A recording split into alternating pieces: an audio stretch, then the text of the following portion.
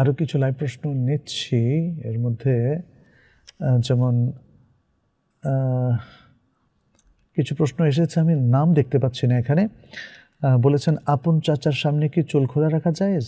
মামার ক্ষেত্রেও কি একই প্রশ্ন? এমনকি বিয়ের পরও কি শ্বশুরের সামনে চুল ঢাকা না রাখলে কি গুনাহ হবে? দেখুন, মনে হয় কোনো একজন বোনে প্রশ্নটা করেছেন। মাহারাম যারা, মাহারামে মুআব্বাদ, চিরস্থায়ীভাবে মাহারাম, তার সামনে মাথা খোলাটা এটা জায়েজ আছে। তবে আমার মনে হয় ব্যক্তিগতভাবে শালীনতা এটা খুব জরুরি। আপনার চাচা, আপনার মামা বা আপনার শ্বশুর তারা কী ধরনের মানুষ, সেটা সাধারণত আমরা বলবো যে তারা ভদ্র ভালো মানুষ।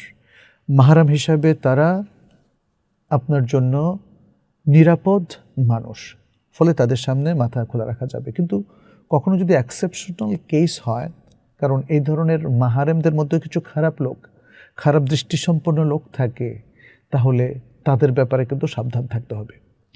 আমরা জানি যে আজকাল অনেক খবরের কাগজেও দেখি, খোঁজখবরও পাই, এবং আমাদের কাছে অনেকে প্রশ্ন নিয়ে আসেন, অনেক মাহারাম ব্যক্তিদের সাথে তাদের একটা খারাপ সম্পর্ক গড়ে ওঠে।